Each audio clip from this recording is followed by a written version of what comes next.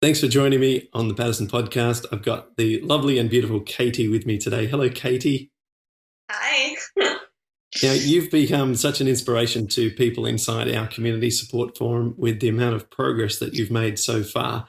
You've had rheumatoid arthritis for a very long time. In fact, you've barely known life without it, being diagnosed at only 10 months old.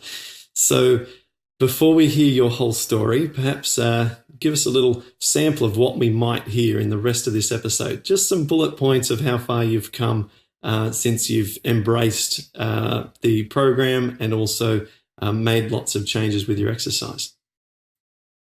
Well, let's see. Ever since I can remember, I've been in pain. It's all I've ever, it's all I've ever known. And I've been on, medications my whole life, been on different drugs, a wide variety of drugs. My arthritis also caused some eye problems. So I have a disease called uveitis, which is inflammation of the eyes. And then that in turn caused glaucoma. And then that in turn caused cataracts, which I've had to have taken out. So yeah, a lot of surgeries and stuff at a very young age that I've had to deal with. A lot of loneliness, just feeling like, like no one really understood what I was going through. I know my parents loved me and everything, but, they didn't know exactly. And so, yeah, just dealing with all that and then just, getting to the point in my life where I just felt like there had to be something else. Like there had to be something to help, and so I just started going different natural paths and stuff. Um, Nothing like that really helped either, and then just randomly, your site popped up on my Facebook, and clicked on it, and and then yeah, then the rest is just it's crazy how just that one little thing just changed. It's completely changing my whole life, and it's amazing, and yeah. Cool, cool. All right. Well, we'll get into more specifics as we go. Let's talk about your struggle a little more. I mean, at 10 months old, you wouldn't. I mean, we have a 13-month-old daughter called Ariel, and she's just walking into walls and just getting used to walking and things. I mean, at 10 months old, which is even a few months younger than her, you wouldn't have even known when you sort of were experiencing the initial problems until many years later, when you sort of just were finding that you had joint pains and were being told by parents, yeah, this has been going on for a period of time. So, what was your first recollection of your body not working the way that it was for other people? It's kind of hard to pinpoint a time. I feel like there's points in my life where I just completely either blocked it out or I just don't remember. But there are periods, I remember going to church and having my parents carry me into the church because it was just too painful to walk, and and watching all the other kids run around and go outside and play games and stuff, and I couldn't really do that. Um, and and then just like waking up, like in the middle of the night, my legs would at some point get stuck, bent, and so I just remember, needing to go to the bathroom and just being like, do I just wet the bed, or do I actually just like crawl to the bathroom? It's just so painful. And I just remember, crawling into the bathroom, and then in the morning, I would crawl into the bathtub and sit there for like a whole hour just waiting for my knees to straighten um, in the hot water. Somehow I knew that hot water helped. And so that's what I would do every single morning. I'd wake up really early, and that's the first thing I would do. God, as a parent listening to this, picturing you going through that and imagining what it would be like from both a parental point of view and also imagining it from being you as a child. I mean, it hurts to just listen to, let alone experience it. It's just, it's very uncomfortable to hear about such challenges to children, let alone as adults, as we both know and have been through as adults.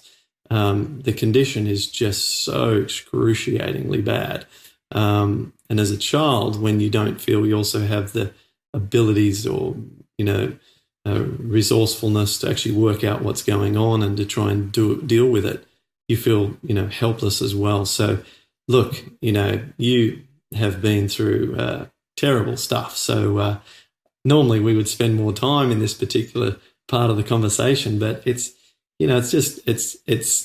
talk about nicer things. Let's talk about the new Katy, the Katy that's leaving behind the pain, leaving behind that difficult part of your childhood. Of course, there's probably lots of wonderful parts of your childhood, but also a lot of challenges that no one should have to put up with. So let's talk about what you're doing now. Let's talk about what's working. And I want you to share some of these things with listeners or people who are watching this. Yeah. Well, I started your program. I remember just being like, just laying in bed, just crying from going home from work, and just, and just being like, okay, I'm gonna watch your video and I'm gonna do it. So, so I started it, and 3 days. It was almost into the third day of your program that I really started to notice huge changes already, and to where my right arm straightened out quite a bit, which is crazy. It's never gotten that straight before. So isn't it nuts? Isn't it absolutely nuts to think that, what are you now? How old are you now?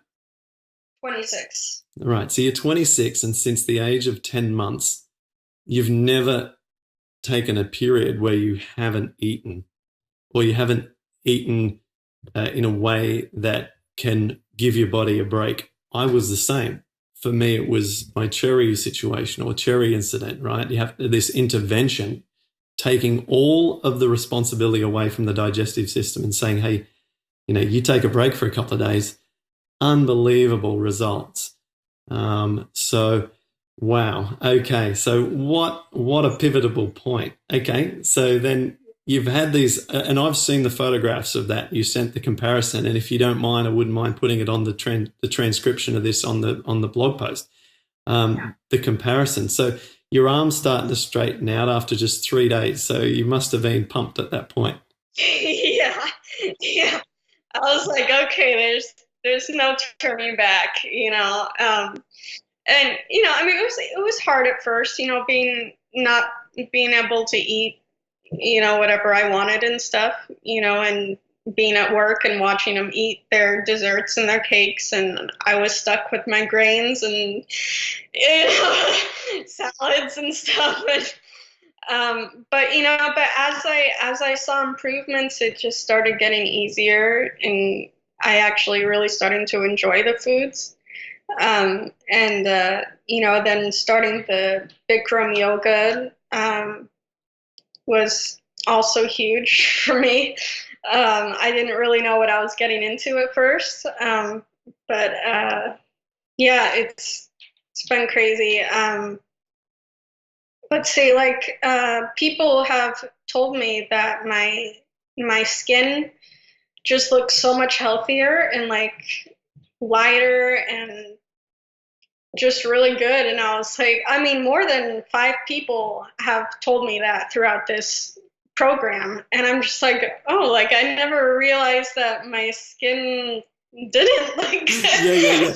You sort of start to think, hang on, did I have problems before? yeah. But I have also noticed before this program, I was all up and down my legs. I would have bruises like constantly, just small ones, big ones, all the time, just bruises. But as soon as I started this program, they went away, and really they have not come back at all, ever. Like I don't have any bruises anymore. Wow. That's a confidence booster as well, isn't it? Yeah. All right. Now, what about medications? Let's talk about things that you take sort of regularly for low pain, well, not for low pain, but the sort of over-the-counter stuff, or ways that you've experimented with reducing pain in that way.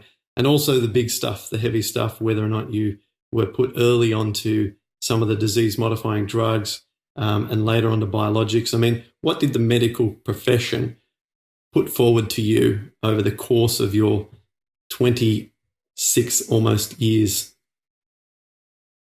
Yeah. Well, when I was first diagnosed, they had me on a whole bunch of stuff. They had me on like prednisone, aspirin, steroids, Planquil, and then when I turned 1, they switched me over just to methotrexate. And then so I was on that for the next 11, 10. They started tapering me off of that when I was 10, and started switching me slowly over to Enbrel. And the Enbrel is what really helped. I don't know if the methotrexate really helped all that much in my earlier years. I was, because I actually used a walker when I was really small. And then I, at some point, was using crutches, So I don't know if the methotrexate really helped, but the Enbrel definitely helped my mobility and stuff. So I've been on Enbrel since I was 10. I've been taking the shots. And then just recently, about 4 years ago, is when I complained to my doctor that I really needed some pain relief, especially because of my job. It was my first job was just, the first couple of years were just horrible, because I wasn't used to being on my feet 8 hours a day. So I would come home from work just limping and crawling to my bed, and it was horrible. So that's when I went to my doctor. I was like, I need something, like, please give me something. So he put me on Vicodin, and, so that's what I've been using so far.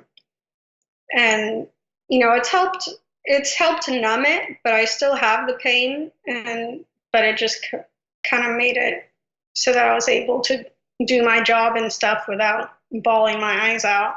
Mm-hmm. So I was taking up to 4+ pills a day of Vicodin. And then on top of that, I had to take stool softeners because it constipated me pretty bad. But since I've been on this program, I am down to taking 1 to 2 pills a day. And then only when I'm at work, like I don't have to take it outside of work anymore. So that's amazing. Yeah, that's awesome. And I've been working on the same bottle since March. So that's like, because before that I was taking 120 pills a month. Yeah.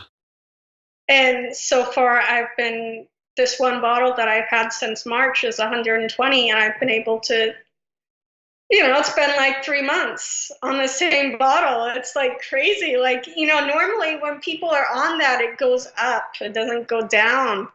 but now it's going down. So it's like, Yeah, that's awesome. That's awesome. And at some point, with the way that you're going, let's hope that you won't need that at all if, your symptoms become so non-existent.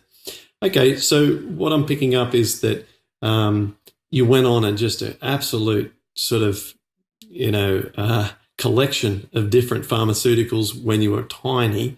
And then after a little while, a few months later, they got your condition somewhat stable, put you on the methotrexate. You were on that for about 9 years. And then at 10, you went across onto the Enbrel. And then finally, the Enbrel was actually quite successful for you.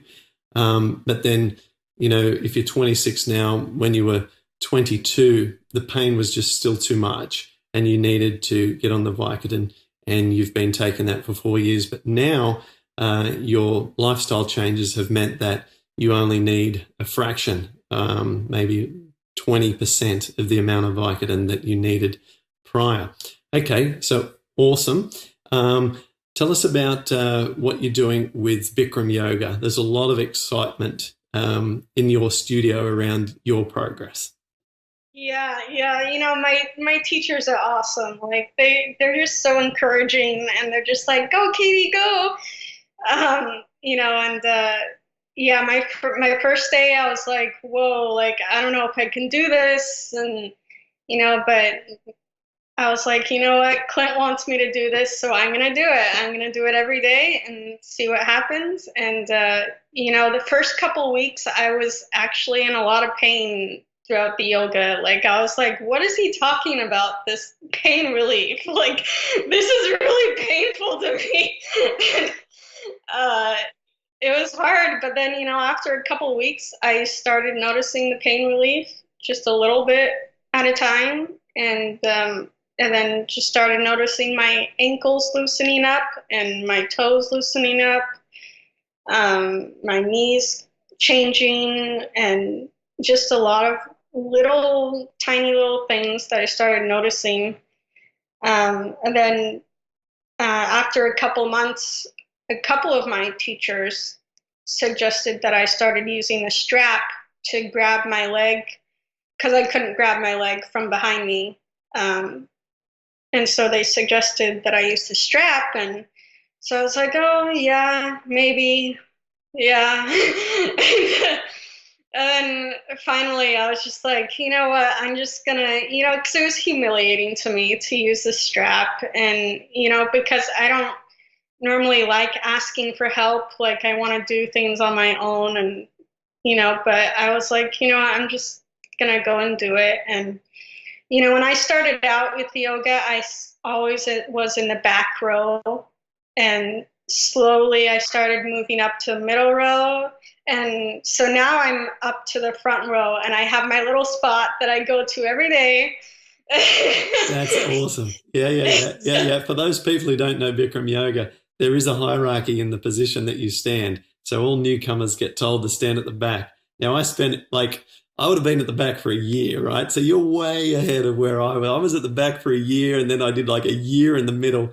And I often, I still feel weird standing in the front, because when you have had long-term rheumatoid, we do have some parts of our body that don't work normally, right? So neither of my elbows can straighten perfectly, okay? So even though there's no inflammation there, the damage has been done. And I still am a little self-conscious when I'm doing the postures in the front row and wondering whether or not the teacher's going to say something. Because with me, it was always, Clint, straighten your elbows, straighten your elbows. And inside, if only they knew, right? Even conversations with the teachers outside of class, but you get them into class and they've gone back onto Nazi mode, straighten your elbows, and like, come on, we spoke about this. I can't do it, right? So yeah, okay, well, you're in the front row. Good for you. This is exciting. And the thing about the front row is that it puts you into like, I've got to set a standard kind of mode. And that's positive pressure. You want that once you're capable of handling that pressure. You want that pressure on you because it drives you a little more. And also, no one gives a CRAP of what you look like anyway. They're all in the back struggling themselves. So Yeah, that's the place to be. I'm really happy for you. Yeah, yeah. So, I mean, it's definitely built on my self-confidence, and just accepting, this is who I am, and, I'm going to do the best that I can. And so, yeah, so I started going in the front and then using the strap, and, I'm putting my hand out and touching the mirror so that I was able to balance easier. And just a few weeks after using the strap, I was actually noticed that my hand was like super close to my ankle in the standing bow pose. And I was like, "Whoa, that's really crazy." So I was like, so the second set, I dropped the the strap and grabbed and just reached behind me and just was able to grab it my foot, and I was just like, "Oh my gosh!" I turned to to Angela, the teacher, and I was like, "Angela, like, are you looking at me?" and Yeah. and so as soon as it was over, I came out and I was like, "Oh, take a picture of me," and she was all so excited for me, and it was just so nice to just be able to share that with somebody and have that support. And so she took the pictures, and I was able to share it on Facebook and stuff. And Yeah, absolutely. yeah, That is. yeah, Sorry, go ahead. well, that was like my first big breakthrough, and then but then after like a couple weeks after that, like I was able to, when you're laying down and you're pushing your spine up. Yep. Cobra. Huh? Cobra. Yeah, I think so. Yeah, Cobra.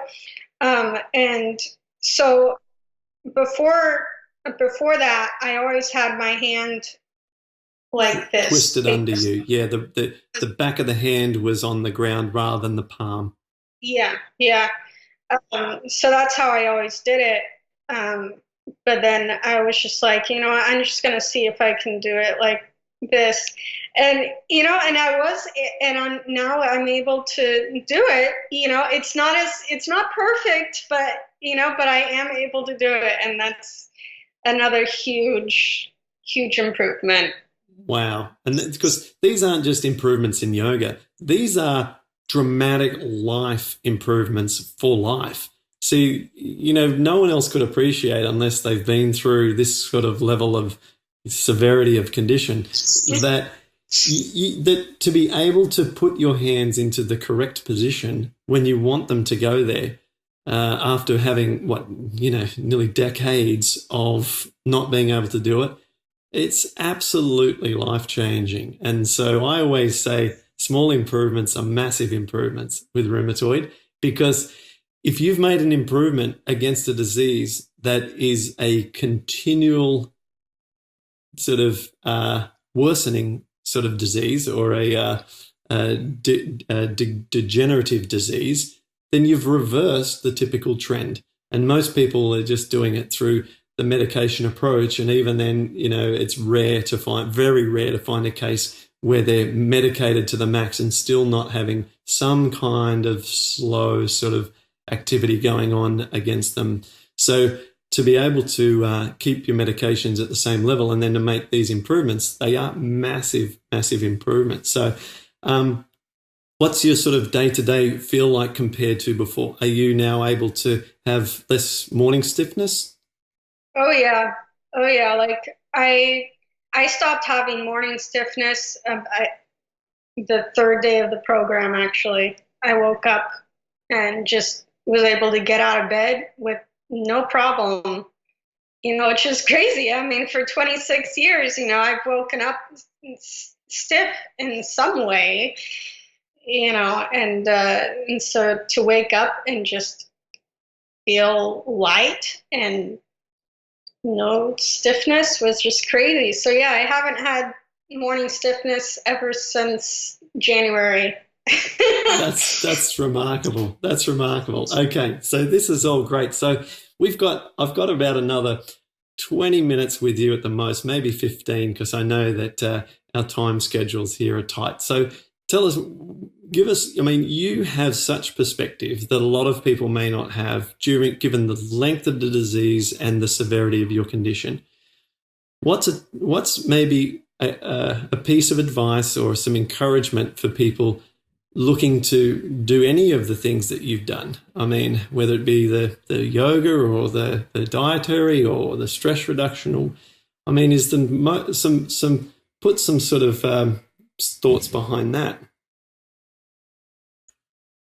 You know, I would just say, that there's hope, and to just not give up, and that even though, even if you might not see progress right away,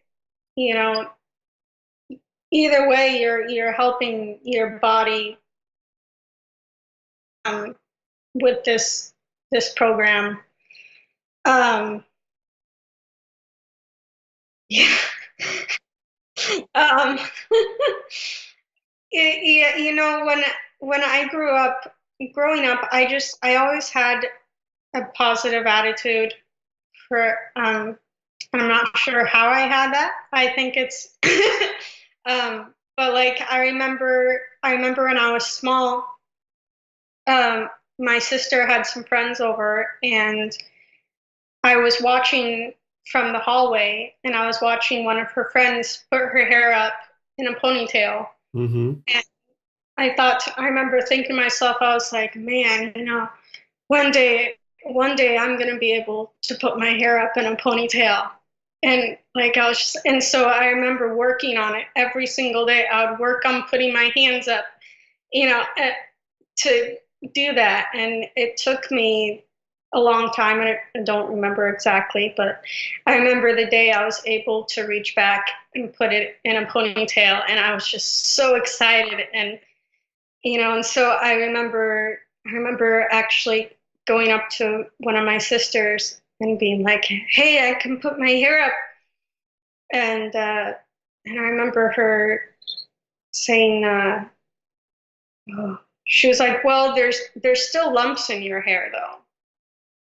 And I remember just being like, oh, and like kind of sad, and like, and but then I thought to myself, I was like, okay, well, that's my next step.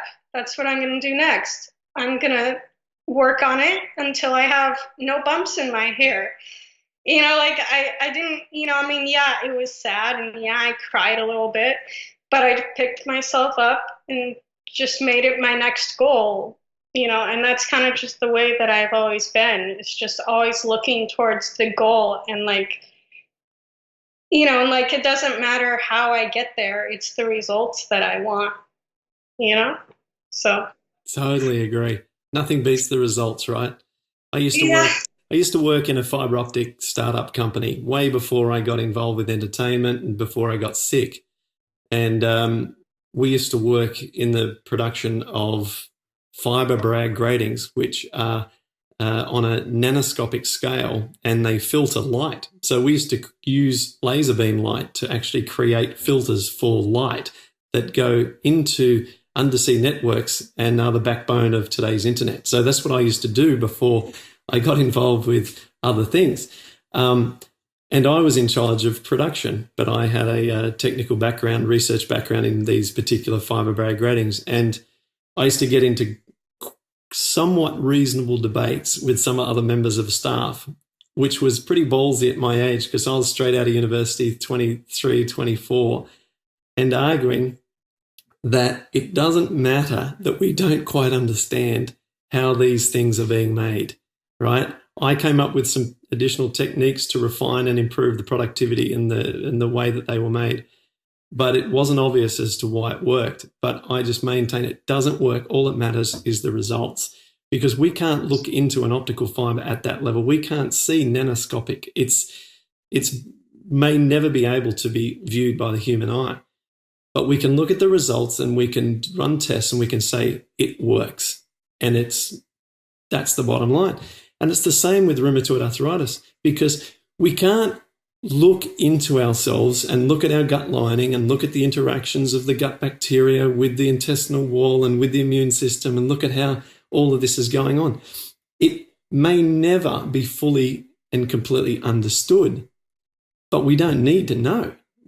All we need is the results. And so your example of with your hair and everything, although it's a childhood and a very sweet example, it's exactly the same.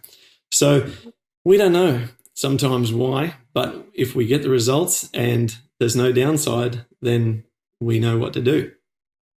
Yeah.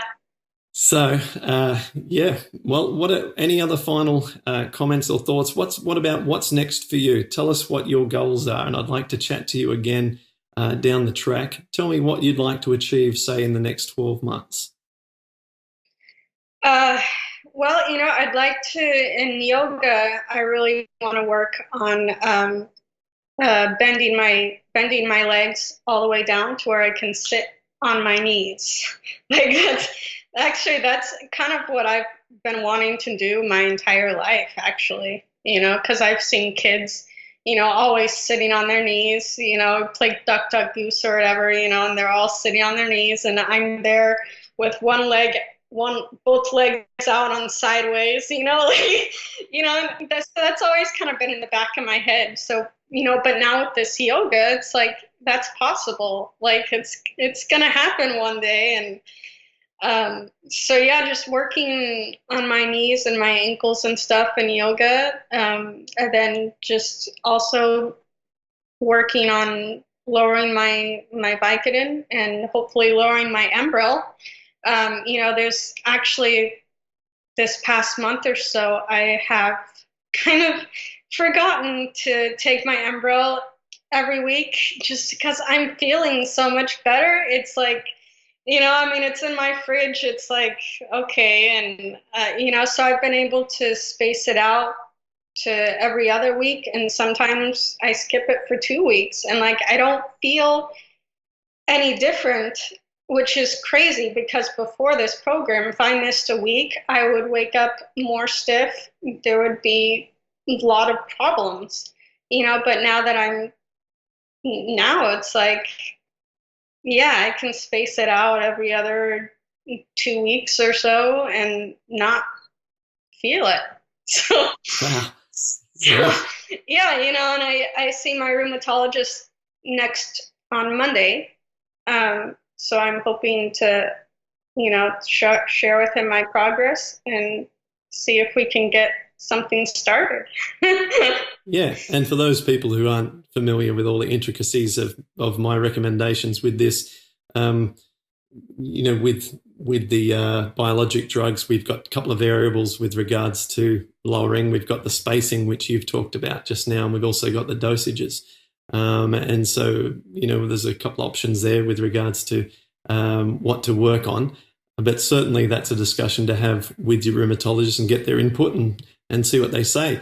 Certainly I would just remind you what you already know, but more for our audience, that you want to be hitting at least 2 or 3 consecutive months of ideal or perfect blood results with your C-reactive protein and SED rate. I think offline you've told me that yours have always been quite good and it's not a particularly good indicator for you. Is that correct? Well, yeah, since I've been on Enbrel, I'm down to normal numbers, and I've been like that for a few years. Okay, well, here's a little tip. What I would suggest is get him to set you back up on monthly blood tests and get him to switch across, if you're not already, get onto the high sensitivity C-reactive protein test, because once you're in the normal range, which is most countries 0 to 5 milligram per litre, then you really need to tune up the amount of sensitivity on the test so that small changes can be identified. So last blood test I had, I was annoyed because I forgot to ask, and it was just less than 4 milligrams per litre. And I'm like, well, that's useless. I knew that. I wanted to know whether or not it was below 0.1, right? So So that's the thing. You've got to, I would get him get he or she, because you're about to have this meeting shortly.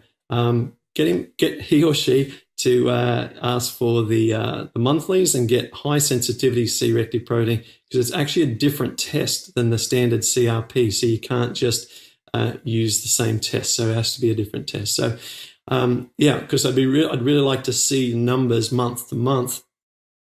And help give you my thoughts on what I would do if I was to see those numbers and to talk through with you on our online platform, whether or not it's more of a long term, or whether or not it's something you can look at over the next 6 months or so. In terms of a small reduction, my guess is it could take a couple of years with your solid, determined effort to be able to make some dramatic reductions on the drug if everything goes perfectly.